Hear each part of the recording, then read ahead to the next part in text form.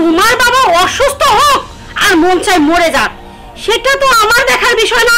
শোনো, তোমার চাকরি বাবাদে কেয়ারকেরি 7 লাখ টাকা গুনে ঘুষ দিতে হয়েছে। তখন তো তোমার বাবা বলছি যে 2 লাখ টাকা দেন বিয়াই, কই তোমার বাবা তো তখন 2 লাখ টাকা দিল না। কি এমন দরকার পড়লি এত তাড়াতাড়ি মনে করো তোমার বাপের বাড়ি যাচ্ছি? কিসের জন্য যাচ্ছি তুমি কি বুঝতেছো না? ওই যে একটা ফকিন্নির বাচ্চাকে আমার ভাই বিয়ে করে নিয়ে আসছে, আমার আম্মুর সাথে বলে সব সময় লেগে থাকে, ওর টাকাগুলো ছাড়তে যাচ্ছি। বুঝতেছো না তুমি? এত কথা বলো কিসের জন্য রাস্তার মধ্যে? গরম হয়ে যায়। এই লোকের পরিবারে কি পাই বেড়াচ্ছিস? কি পাই বেড়াস যে তুই টাকা কামাই করিস আর সেই টাকা বসে বসে আমি খাই, সেই টাকা আমি খাই। এই তোর টাকা দিয়ে নাকি ফুটানি করি, আর তুই টাকা না দিলে বলে সেই টাকায় আমার চাল কিনা হয় না, সেই টাকা দিয়ে।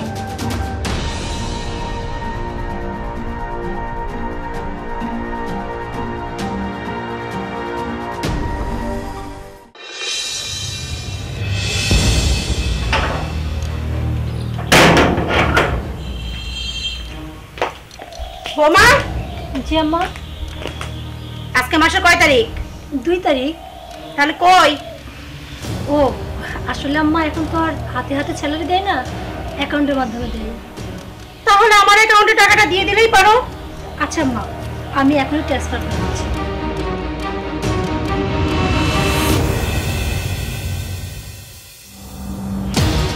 আম্মা 10,000 পাঠিয়ে দিচ্ছি। 10,000? আর 10,000 কোথায়? আসলে আম্মা আমার গাড়ি ভাড়া বাবদ তো 2,000 টাকা রাখছি, আর এই মাসে না আব্বু খুব অসুস্থ, আব্বুর চিকিৎসা বাবদ আর কি 8,000 টাকা আব্বুকে দিব। কি? তোমার বাবা অসুস্থ হোক আর মন চাই মরে যাক, সেটা তো আমার দেখার বিষয় না। শোনো, তোমার চাকরি বাবাদে কেয়ারকেরি 7 লাখ টাকা গুনে ঘুষ দিতে হয়েছে। তখন তো তোমার বাবা বলছি যে 2 লাখ টাকা দেন বিয়াই, কই তোমার বাবা তো তখন 2 লাখ টাকা দিল না। আর এখন অসুস্থ হয়েছে আর বাবার টাকা দিবা। শোনো, ভালোই ভালোই বলে দিচ্ছি, এক্ষুনি আমার অ্যাকাউন্টে 10,000 টাকাই মেরে দিবা। আর এই যে তোমার 2,000 করে টাকা দিই না গাড়ি ভাড়া বাবদ, এখন থেকে 2,000 টাকা তোমাকে দেব না। তুমি হাইটে অফিস যাবে আর হাইটে আসবে। আম্মা আপনি এটা কি ধরনের কথা বলতেছেন? আমি তো আমার বাবার একমাত্র সন্তান, আর বাবার এই খারাপ সময় আমি যদি পাশে না থাকি তাহলে কেমন হয়? আম্মা একটা কথা বলি, আপনি এতবার নির্দয় হবেন না। আমার বাবাকে 8,000 টাকা পাঠানোর দরকার নেই, 5,000 টাকা অন্তত পাঠাই। 5,000 টাকা 5 পয়সা পাবে না। দাও ফোন দাও, ফোন দাও। আচ্ছা আম্মা, আমি অ্যাকাউন্টে টাকাটা ট্রান্সফার করে দিই। দাও এক্ষুনি। আম্মা বলতেছিলাম কি, আমার গাড়ি ভাড়া বাবদ 1,000 টাকা রাখি। আসলে আম্মা প্রতিদিন হেঁটে গেলে তো দেরি হবে, 1,000 টাকা রাখতে দিন। আচ্ছা ঠিক আছে, রাখো। আমার চলে গেছে 9,000 টাকা। আর একটা কথা শোনো, এই যে আর কোনোদিন যদি এই রকম চিন্তা ভাবনা মাথার মধ্যে নিয়ে আইছো না, ঘর ধরে এই বাড়ি থেকে বের করে দিব, বুঝছো? আচ্ছা আম্মা আসবে না, বলছিলাম কি আমার অফিসে লেট হয়ে যাচ্ছে, এখন তাহলে আসি। যাও। আর একটা কথা শুনে রাখো, এই যে আমার ছেলে প্রবাসে থাকে, এই প্রবাসে যাওয়ার সময় তোমার বাবা বলেছিলাম কিছু টাকা দিতে, তখন তো কিছু টাকা দেয়নি। আর এখন তোমার ছেলে প্রবাস থেকে কারি কারি টাকা পাঠাচ্ছে, চাকরি বাকরি করতেছো, বেতন পাচ্ছ, সাপের 5 পা দেখেছো তাই না? সাপের 5 পা দেখা বের করে দেবো নে। যাও বের হও আমার সামনে থেকে। আচ্ছা আসি। কেয়ার কেরি 19,000 টাকা।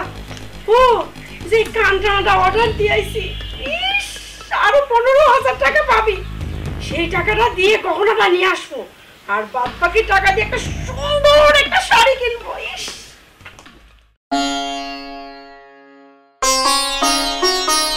আল্লাহ, শরীরের যে অবস্থা, আর শরীর চলে না। বিটি কয়েকটা টাকা দিতে চাইছিল ডাক্তারের কাছে যাওয়ার জন্য, তাও শাড়ি নাকি কাড়িয়ে নিল। আর কার ভরসা করব, আর চলে পারতেছি না। আল্লাহ তুমি একটু রহম করো আল্লাহ, আমার যা হয় হোক। আল্লাহর কাছে দোয়া করি আমার মেয়ে যেন সুখী থাকে, ভালো থাকে, ওরা এই দোয়াই করি, যা হয় হোক।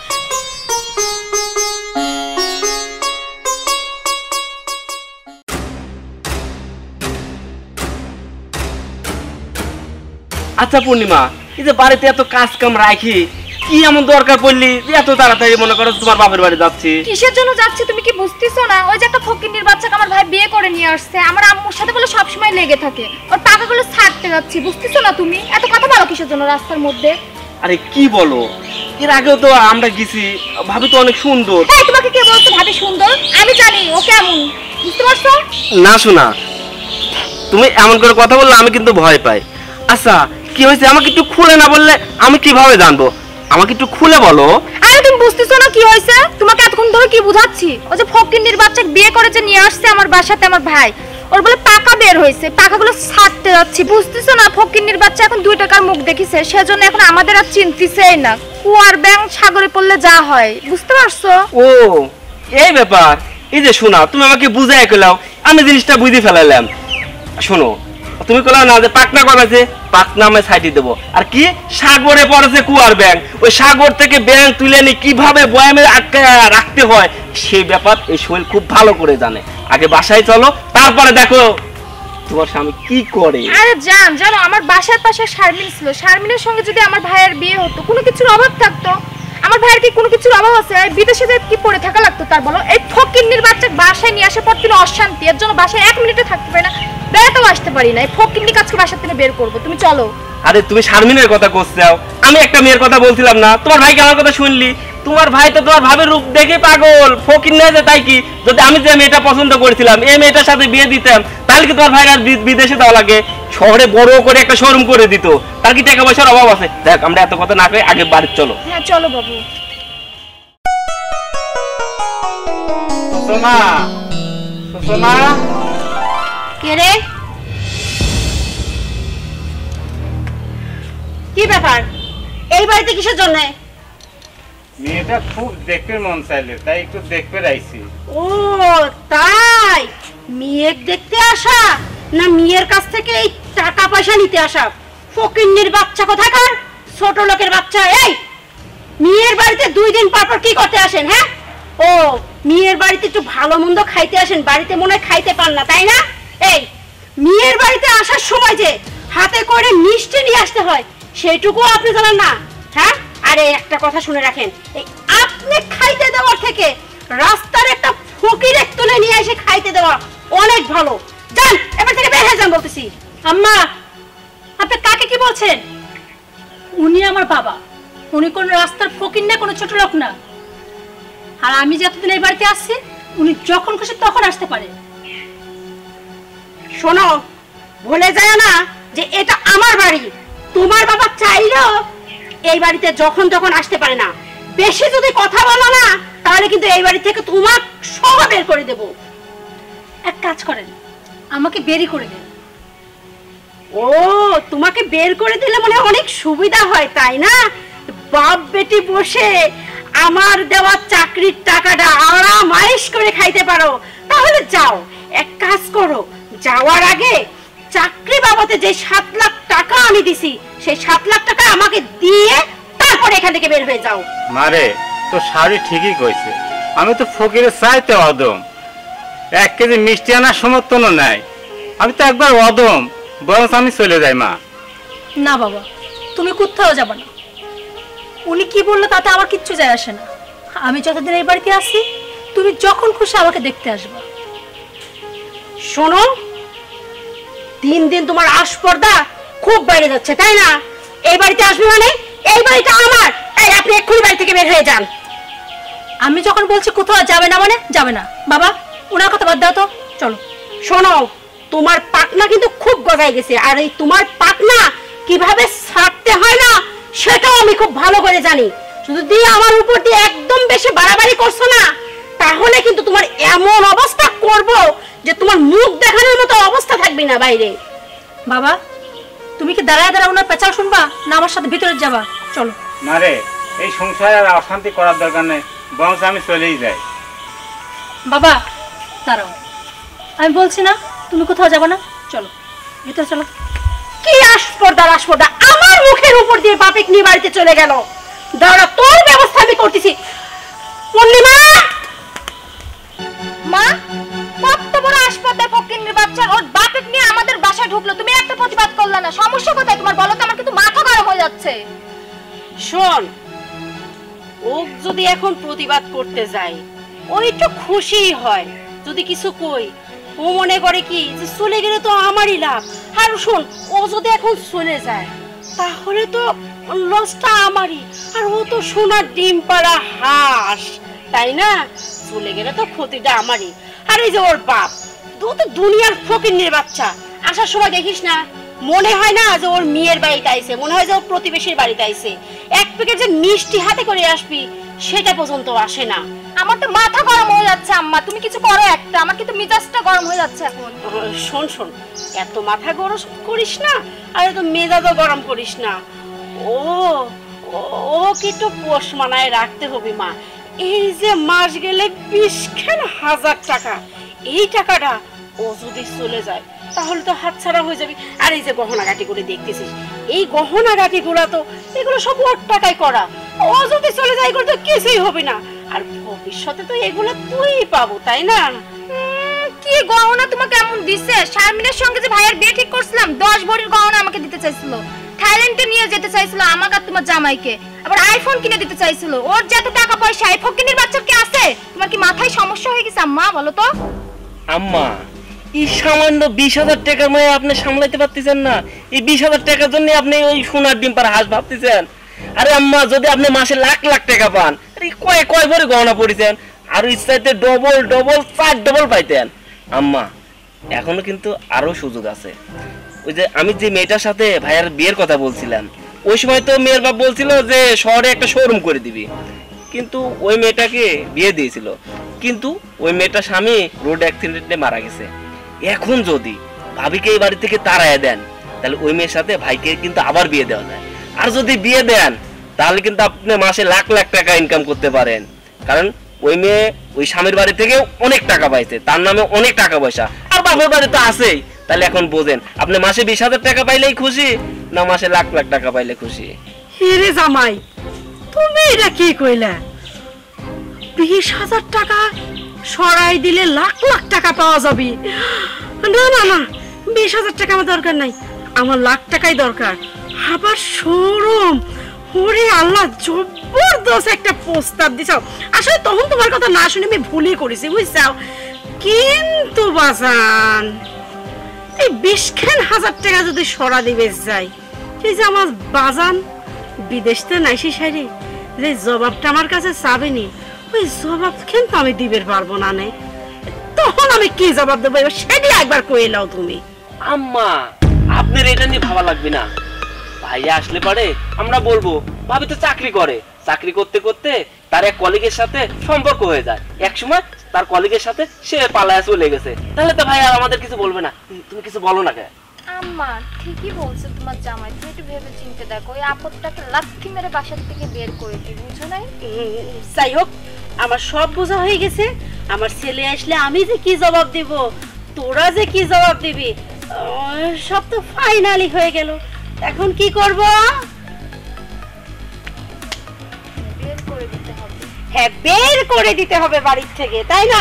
গলার আওয়াজ নাই, জামাই কি ভালো মন্দ খাওয়ায় না? চল বাড়ি চল।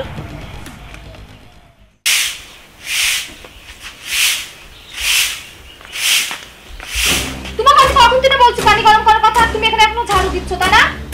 আসলে বোন, আমি তো ভুলে গেছিলাম। আচ্ছা দাঁড়াও, আসলে তোমার মধ্যে অলসতা কাজ করে, তুমি একটা কাজ ঠিক মতন করো না, এটা তোমার সমস্যা। আচ্ছা আমি এখনই যাচ্ছি, পানিটা গরম করে। তাড়াতাড়ি ঝাড়ু রাখো, রেখে তাড়াতাড়ি যাও। আচ্ছা ঠিক আছে, তুমি যাও। না, পরে ঝাড়ু দিই, আগে পানিটা গরম করে দিই।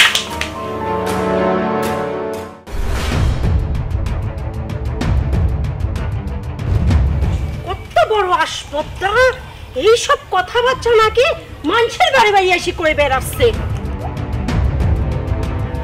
পূর্ণিমা, পূর্ণিমা, এই যে বোন, পানি গরম হয়ে গেছে। পানি গরম করতে এত সময় লাগে?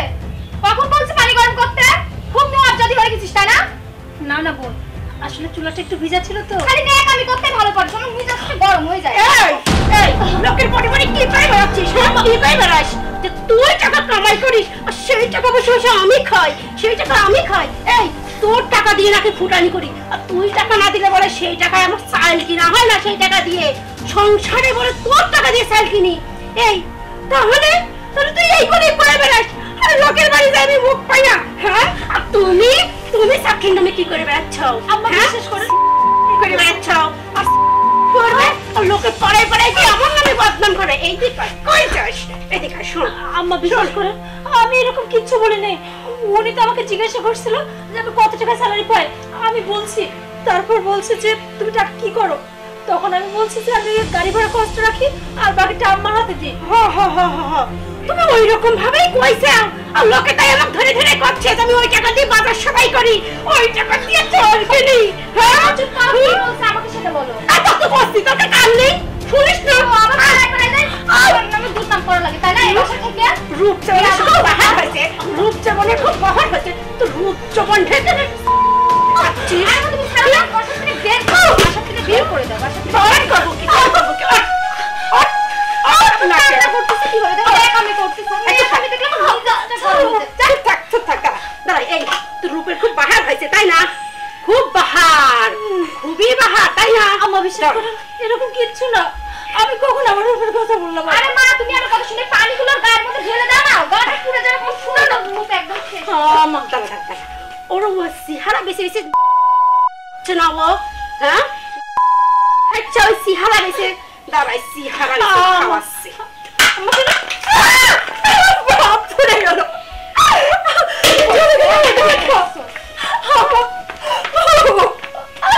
চলে গেল আমার গা। আর যদি আমাকে নিয়ে একটা আজে বাজে কথা বল না, ট্রেনে কিন্তু সত্যি সত্যি একটা থাপ্পড়। ভাবে তোমার এত বড় আসপর্দা হয় কি করে? তুমি আমার হাজবেন্ডকে থাপ্পড় মারতে চাও? আমি যেটা করছি না একদম ঠিক করছি। তোমার হাজবেন্ডকে নিষেধ করে দিবা দ্বিতীয়বার যেন আমার চরিত্র নিয়ে আজে বাজে কোনো কথা না বলে। আমার হাজবেন্ড যেটা বলছে একদম তো ঠিকই বলছে, ভুল কিছু তো বলে নাই। ঠিক বলছে মানে? অবশ্যই ঠিক বলছে। কি ঠিক বলছে? ও যেগুলো কথা বলছে একদম রাইট কথা বলছে, ভুল কিছু বলে নাই। তুমি বুঝো নাই? দেখো পূর্ণিমা, তুমি কিন্তু বয়সে আমার চেয়ে ছোট, আমি তোমার ভাবি হই, সম্মান দিয়ে কথা বলো। আমি এমন কোনো কাজ করিনি যে তোমরা আমার চরিত্রের দিকে আঙ্গুল তুলবা। শোনো বৌমা, এত লাফাইও না। তোমার চরিত্র কিরকম আর তুমি ডুবে ডুবে যে জল খাচ্ছ সেটাও আমরা খুব ভালো করে জানি। জামাই বাবাজি তোমার পিছনে খোঁজ লাগাইছে, তুমি যে রেস্টুরেন্টে বসে বসে চায়ের নামে যে ডুব দিয়ে জলগুলা খাচ্ছ সেগুলা কি আমরা দেখিনি না? আর আমরা বুঝি না? হ্যাঁ, বেশি কথা বলো না, একদম গলা মারায় কথা বলবে না, বুঝছো? গলা নামায় কথা বলো। দেখেন, আপনার সম্পর্কে আমার শাশুড়ি মা হন, আমি আপনার মুখ থেকে এ ধরনের কথা শুনবো সেটা কখনো আশাও করি। হ্যাঁ, সে আমার পলি, কাজের ক্ষেত্রে আমাদের এক জায়গায় বসতে হয়, চা কফি খেতে হয়, কিন্তু তার মানে এই নয় যে আমি তার সঙ্গে প্রেম করি বা তাকে নিয়ে অন্য কিছু ভাবি। এরকম কোনো সম্পর্ক আমাদের মাঝে নেই। ও প্রেমের কথা তো আমরা একবারও বলিনি কিন্তু। হ্যাঁ, যার মনে যা ফাল দিয়ে ওঠে তা। দেখছো জামাই বাবাজি ও যে কি করে, ওর মুখ থেকেই সেটা বের হয়ে গেল। হ্যাঁ, আমরা এখন কি করা উচিত জামাই বাবাজি তুমি এবার বলো তো। মা শুনো, ভাইয়ার কাছে বলে দাও তার বউ যে চাকরি করার নামে যা ইটিস পিটিস করতেছে সেটা তার ভাইয়া জানে না। ভাইয়া তো মনে করতেছে তার বউ সুন্দরভাবে চাকরি করতেছে। তুমি ফোন দিয়ে এখনই জানাই দাও। দেখো, তোমরা অনেকক্ষণ ধরে না আমার চরিত্র নিয়ে আজে বাজে কথা বলছো। আমার চরিত্র কিন্তু মোটে এরকম না। আর কি যেন বলছিলাম, আমার বরের কাছে ফোন দিয়ে বলবা? বলতে পারো, এক্ষুনি ফোন দিয়ে বলো। আমার বর না আমাকে টোটালি বিশ্বাস করে। আমার বর খুব ভালো করেই জানে যে আমার বউ এই ধরনের কাজ করতে পারে না, তাই যা খুশি তাই করো। মা এই ফকিন্নির বাচ্চা তুমি ঘাট ধাক্কা দিয়ে বাসা থেকে বের করে দাও। দাঁড়াও তো কিছু করো।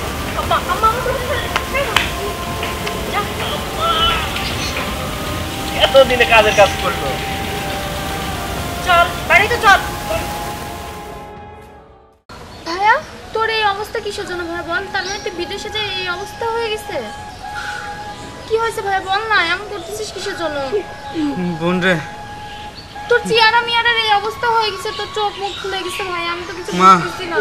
আমি মা দেখো না ভাইয়ের কি হয়েছে। আমি আমি আসলে বিদেশ যেতে পারি নাই। ওই দালালরা আমাকে ইটালি নেওয়ার কথা কয়ে আমাকে 15 দিন নিয়ে গেছিল। নিয়ে যায় জাহাজে করে আমাকে এক দেশের কাছে বিক্রি করে দেয়। তারপর সেখানে যায় আমাকে বলে তোর ভাই ফোন দে, ফোন দিয়ে 10 লাখ টাকা দিবি তোকে, না হলে তোকে মারে ফেলা দেবো। আমি কইছি আমার বাড়িতে কেউ বাঁচে নাই, আমার বাপ মা সব মরে গেছে, আমার একটা ছোট বোন, সেও ছোট। আমি নানির বাড়ি থুয়ে আমি দেশে আইছি, বিদেশে আইছি। মিথ্যে কথা কয় মা। বিশেষ করো আমাকে একটা অন্ধকার ঘরে রাখি দিত মা, আমাকে ঠিক মতো খাইতে দিত না, হারে মারধর করতো, আর এমনভাবে লাথি করে দিত মা। আমি অনেক কষ্ট করে পালায় আমি দেশে চলে আসি। বোন রে, আমাকে একটু পানি খাওয়াবো? তুমি খাওয়া দাওয়া করছো ভাইয়া? আমি আজ কয়টা মাস ঠিক মতো খাই না, আমি ঠিক মতো ঘুমাই না। আল্লাহর কাছে হাজার হাজার শুকরিয়া যে তুই আবার আমাদের কাছে ফিরে আইছিস। আমি আমি আমি একটু ঘুমাবো। সূচনা কই মা? সূচনার কথা আর কইস না রে বাবা, ওই কথা আমি মুখে আনতে পারবো না বাবা। জামাই বাবু তুমি কও। ভাই আমরা না হয় অন্য সময় শুনেননি, এখন এই কথা শোনার না, দরকার নেই। কি হয়েছে তুমি এখনই কও। বোন, সূচনা কি হয়েছে? ভাইয়া তুমি অসুস্থ, তুমি পরে শুনে না চলো। না, আমি এখনই শুনবো। ভাইয়া আপনাকে যে আমি কিভাবে বলি, আপনি তো জানেন মা অনেক কষ্ট করে ওর একটা সরকারি চাকরির ব্যবস্থা করে দেয়। সরকারি চাকরি করতে করতে ওর এক কলিগের সাথে সম্পর্ক করে, আর বোঝেনি তো পরকিয়া করার পরে আম্মার সাথে ইদানিং খুব আচরণ, মানে খারাপ আচরণ করতেছিল। আম্মাকে তো দেখতেই পারতো না। দেখ, আমি এই কথা জীবনে বিশ্বাস করি না। না না, সূচনা এ ধরনের মেয়ে না, ও এ ধরনের কাজ করতেই পারে না। তোরা মিথ্যে কথা বলছিস। আচ্ছা ঠিক আছে, তুই মাথাটা ঠান্ডা কর। মিথ্যা বলতেছি কি সত্যি বলতেছি সেটা নিয়ে পরে ভাবিস। বাজান তুই এখন যা, তুই কতদিন ঘুমাইস না, খাইস না, তুই ঘুমাইস না, উঠে সারে পেটটা ভরে ভাত খায়, তারপর না এসব নিয়ে ভাবিস। চল পূর্ণিমা, আপনি ঘরে যা। আস্তে আস্তে দেখ মা, তুই আর কান্নাকাটি করিস না। আমি দেখি ওদেরকে যায় বুঝায় সুজায় একটা কিছু করা যায় কিনা। না না, তুমি আর ওদেরকে কিচ্ছু বোঝাতে যাবো না। যেই বাড়িতে আমাকে ঘাড় ধাক্কাতে বের করে দেওয়া হয়, আমার চরিত্রে দাগ লাগানো হয়, উল্টো পাল্টা কথা বলা হয়, যেখানে আমার বিন্দু পরিমাণ সম্মান নেই, সেখানে আমি ফিরে যেতে চাই না বাবা। আর আমি চাইও না যে তুমি যাই সেই বাড়িতে বোঝাও, তাদেরকে বলো তোমার মেয়েকে সেই বাড়িতে আশ্রয় দিই।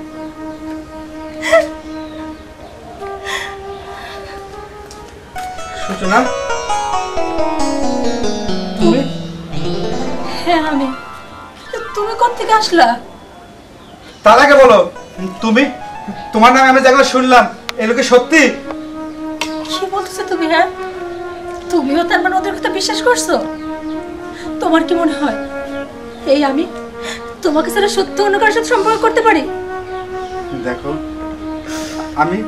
আমি কখনো বিশ্বাস করিও না, আর বিশ্বাস করিনি বলে আমি তোমার মুখের থেকে শোনার জন্যই আমি তোমার কাছে আসছি। আমি এতটুকু জানি আমার সূচনা এমন কোনো কিছুই করবে না যে কারণে আমি কষ্ট পাই, আমার মান সম্মান চলে যায়। আচ্ছা, কি হয়েছে সব খুলে বলো তো আমাকে। বলবো। দেখছো বাবা, আমি বলছিলাম না ও কিছুতেই বিশ্বাস করবে না, কারণ ও আমাকে বিশ্বাস করে। আমি এই ধরনের কোনো কাজ করতে পারি না। তুমি বিদেশ যাওয়ার কিছুদিন পরে তোমার মা সবসময় আমার উপর অত্যাচার করতো, কিন্তু আমি কখনো মায়ের প্রতিবাদ করতাম না। মা যা বলতো আমি তাই শুনতাম। একবার তো বাবার অনেক অসুখ হলো, ভাবলাম চিকিৎসার জন্য বাবাকে 8,000 টাকা দিব। তুমি তো জানোই আমি ছাড়া তো বাবার কেউ নেই। আম্মা সে টাকাটাও দিতে দিল না, তাও মেনে নিলাম। এমনকি আমার গাড়ি ভাড়ার টাকা পর্যন্ত আম্মা দিত না, বলতো পায়ে হেঁটে যাবা, তাও মেনে নিলাম। ওই যে তোমার বোন জামা আসে না সোহেল, সে তো আমার চরিত্র নিয়ে উল্টাপাল্টা কথা বলা শুরু করলো। আমার কলিগ সোহেল তার সম্বন্ধে কি সব নোংরা কথা বলা শুরু করলো। আমার কাছে কি মনে হয় জানো তো, ওরা সবাই ইচ্ছা করে ওই বাড়ি থেকে আমাকে তাড়ানোর জন্য আমার চরিত্রের দাগ লাগালো। বললো তোমার কাছে নাকি আমার সম্বন্ধে উল্টাপাল্টা কথা বলবে, আমি নাকি কারোর সঙ্গে হাত ধরে চলে গেছি। তারপর আমি ওই বাড়ি থেকে আসতে চাইনি, আমাকে ঘাড় ধাক্কা দিয়ে ওই বাড়ি থেকে বের করে দিচ্ছে। আচ্ছা, তোমাকে কি করতে হয় না হয় সেটা আমি দেখছি। চলো, তুমি এক্ষুনি আমার বাড়িতে যাবা। আব্বা, আমি ওকে নিয়ে যাচ্ছি। কিন্তু চলো। তোমার মাকে মেরে কোনো কিন্তু না, তুমি চলো চলো। আব্বা আসো তাহলে। আসো। মা, ভাইয়া তো ভাবি কানতে গেছে, ভাবি যদি ভাইয়ার কাছে সবকিছু বলে দেয় তাহলে আমাদের কি হবে বলো তো? চুপ কর তো, যত যাই কোক না কে, আমার ছেলে ওইসব জীবনও বিশ্বাস করবি না রে, এত চিন্তা করিস না। আর যদি বিশ্বাস করেই ফেলে তাহলে আমাদের কি হবে? আমাদের যদি বাসার থেকে বের করে দেয় মা? পাগল নাকি? তোর কি মনে হয় আমার ছেলে আমাকে ওভারটেক করে ওই বউ নিয়ে আসবি? আর যদিও বা নিয়ে আসে, শোন, এমন এমন কিছু প্রমাণ দেখাবো জামাই বাবাজি, তোমার কাছে যেই প্রমাণগুলি আছে সেইগুলি দেখাবে। আর শোনো, এমন এমন করে মিথ্যে কথাগুলি সাজাইবে বাপু। ধরো যে কবে কি যে হোটেলে লিখেছিলি, তারপর ধরো কক্সবাজার লিখেছিলি বেড়াতে, এই ধরনের মিথ্যে কথাগুলি কবে যাতে আমার সাওয়াল কি ডাহা বিশ্বাস করে। আম্মা আপনি একবারে টেনশন করবেন না, মানে কোনো চিন্তাই করবেন না। আমার কাছে তো মনে করেন যে কিছু ভিডিও আছে, তো কফি শপে যে মনে করেন যে কফি খাইছে সেসব আমি ভিডিও করে রাখছি। মা ভাইয়াকে বোঝাই শোনা যদি ওই মেয়ের সাথে বিয়ে দিতে পারতাম, মানে আমি যে মেয়েটার কথা বলছিলাম, তাহলে কিন্তু আম্মা আপনি কিন্তু মাসে মাসে মনে করেন 1 লাখ টাকাও পাইতেন। আর আপনাদের যেসব বাড়িঘর এখন যে অবস্থা আছে না, বাড়িঘর সুন্দর করে দিতে পারতো। আরে আমি তো ওই কথাই করছি, আর তোরাই চিন্তা করতেছিস, আমিও চিন্তা করতেছি নি। ওকে রাইখে চলে আসবে, সাওয়ালটাকে আমি বোঝা শোনা ওই মেয়েটার সাথে বিয়ে দিয়ে দেবো। জবরদস্ত ছবি কিন্তু, তাই না? অত ভাবিস না তো, চুপ থাক। মা আমি তোমাকে একটা কথা বলি, সত্যি কখনো গোপন থাকে না। আর ভাবি তো আসলেই ভালো। আর ওই ছেলের সাথে না একবার যাই কফি খাইছে, হোটেল মোটেল এগুলো তো আর কোথাও যায় নাই। আমরা তো সবকিছু বানাই বলছি, তাই না বলো? আরে ধুর পাগলি, ভাইকে প্রমাণ করার জন্য ওই কফি শপের একটা ভিডিও যথেষ্ট। আরে ওই কক্সবাজার যাওয়া, হোটেলে যাওয়া, ভাইকে যদি সুন্দর করে সাজায় গোছায় কবি পারে যে ভাই আপনি তো বড় ভাই মানুষ, এই ভিডিও আপনি কেমন করে দেখায়, ওর লজ্জা করে না? ভাই সুন্দর করে গোছায়া আমি বলবো না, ভাই অবশ্যই বিশ্বাস করবি। আরে জামাই চুপ থাকো তো, আমার সাওয়াল বিশ্বাস করুক আর না করুক, আমি ওই মেয়ের সাথে সংসার করতে দেব না নে, ঠিক আছে? আর এই যে তুমি যে মেয়েটার কথা কইছো, ওর বাপের সাথে কথা কও, বাপের সাথে কথা কয়ে বিয়েটি ঠিক করো, আমি আমার সাওয়ালেক দেখে নিচ্ছি। আরে তুমি এসব নিয়ে এত টেনশন করতেছো কেন? মা তো কথাটা ঠিকই বলছে। তুমি ওই মেয়ের বাপের সাথে কথা বলো, কথা বলে বিয়ে ঠিক করো একদম। ভাইয়াকে বিয়ে দিব ওই মেয়ের সঙ্গে। বাহ বাহ বাহ, চমৎকার চমৎকার আম্মা, চমৎকার। আর তুই আর তুমি, তোমাদেরকে আমি এত বিশ্বাস করছিলাম, তোমরা শেষ পর্যন্ত কিনা আমার এই সরল সোজা বউটাকে এইভাবে চরিত্র অপবাদ দিয়ে এই বাড়ি থেকে তাড়িয়ে দিছো। আর মা, আমি আমি দেশে ছিলাম না, আমি যে কতটা কষ্টের মধ্যে ছিলাম সে তোমাদেরকে বলে বোঝাতে পারবো না। কিন্তু আমি দেশে আসার পর আমি ওখানে যে কষ্টটা করছি তার চেয়ে বেশি কষ্ট পাইছি ওর এই কথাগুলো শোনার পর। তোমরা কি করে পারলে ওকে এরকম মিথ্যা অপবাদ দিয়ে বাড়ি থেকে বের করে দিতে? দেখ বাবা, এগুলি মিথ্যা না, তুই ভুল বুঝতেছিস, এগুলি সব সত্যি। ও যেই অপকর্মগুলি করে বেড়াইছে, তুই যদি সেগুলি প্রমাণ দেখতে পাস। চুপ মা, চুপ। আমি দূর থেকে সব শুনছি, তোমরা এতক্ষণ ধরে কি বলছো, হ্যাঁ তোমরা কি প্ল্যান করছো সব শুনছি। কি কোন মেয়ের সাথে আমার বিয়ে ঠিক করছো, হ্যাঁ কার সাথে বিয়ে দিলে আমার সাথে তুমি লাখ লাখ টাকা পাবা? এই তুই, হ্যাঁ তোকে আমার ছোট বোনের হাজবেন্ড ভাবতে ঘৃণা হচ্ছে। হ্যাঁ শোনো মা, আমার বউ যদি সত্যি অন্যায় করে, অপরাধ করে, ওর শাস্তি আমি দেব। কিন্তু যদি অন্যায় না করে তাহলে ওকে এই বাড়ি থেকে কেউ তাড়াতে পারবে না। আর হ্যাঁ, যদি ও তোমাদের সংসারে বোঝা হয়ে থাকে সমস্যা নেই, আমি ওকে নিয়ে আলাদা সংসার করব। আমি এই বাড়ি থেকে চলে যাব, তারপরেও আমি ওকে ছাড়তে পারবো না। না বাবা দেখ, তুই আমার ছেড়ে এই বাড়ি থেকে চলে যাবি এই শুধু এই মেয়েটার জন্য? দেখ তুই এই কাজটা করতে পারিস না, আমি তোকে ভালো জায়গায় বিয়ে দেব, এখনো বলতেছি তুই ওকে ছেড়ে দে। মা দেখো, আমি আর কোথাও বিয়ে করতে পারবো না। আমি ওকে ভালোবেসে বিয়ে করছি। ও হয়তো গরিবের মেয়ে কিন্তু শিক্ষিত, এডুকেশন পারসন, এখন ভালো চাকরি করতেছে, ভালো জব করতেছে। তোমাদের কি দিচ্ছে না বলো? ওর যা স্যালারি পাচ্ছে, ওর মানে যে প্রয়োজন ছাড়াও ও সব টাকা তোমার হাতে তুলে দিচ্ছে, তারপর তোমার মন ভরতেছে না? হ্যাঁ, আর কি দিলে তুমি খুশি হবা সেটা বলবা? শোনো, অনেক হয়েছে, অনেক হয়েছে, আর না।